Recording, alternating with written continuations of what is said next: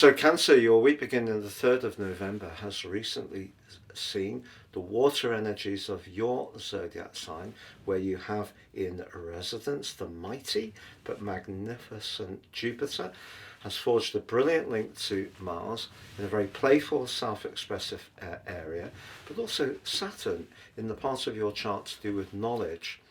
Now, they've all been working very collaboratively, but as last week came to a close, the moon passed over both Saturn and Neptune.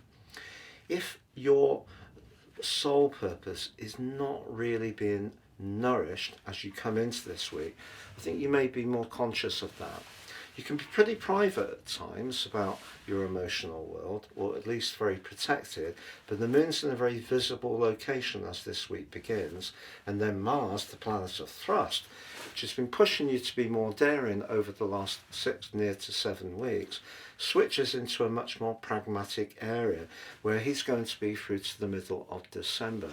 I know it's late in the year and it's often a time when people get into the festivities, but Mars here could give you a taste for revising your diet, your exercise routine, or even your work. Mars can give you more stamina here, or at least more focused stamina, but it does go into an immediate and quite challenging opposition with Uranus.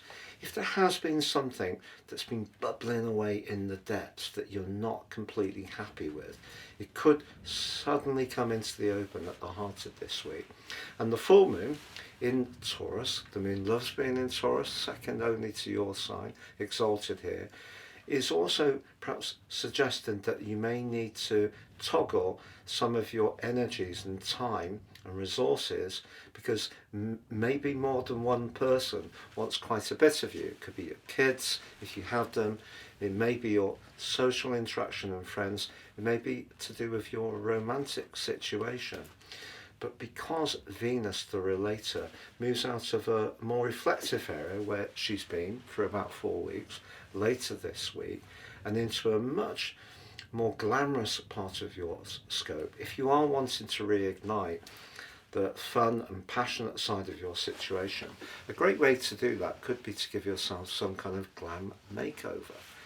But Venus does clash immediately with Pluto, and if that desire for a soul purpose isn't working around your finances, and with Uranus moving back into your sector of your long-term future right through to the 26th of April next year, some kind of shift is possible around those group interactions or around your long-term aspirations. But what Uranus can also do is push you to get in touch with what your true higher purpose is. And sometimes that goes beyond the mundane. In other words, earning money, putting a roof over our heads, paying the bills. Those are all very worthy things and very necessary things. But you may find a more idealistic part of your nature starts to show up this week, and that's why I feel the full moon is going to push much more into the open, and Mars can give you the focus and the drive to try and make some pragmatic and worldly decisions that work for that part of you that wants to be in touch with what really works for you at heart, at a heartfelt level. If you would like to have a one-to-one with me, please check out my testimonials below. I'm sharing a few of the latest ones on screen now.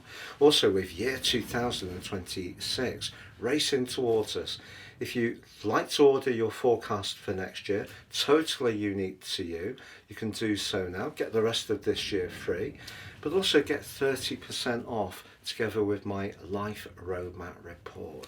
That will give you searing insights to the patterns that have played out in your life so far, and an awareness of that together with your forecast will help you to plan your moves ahead really well.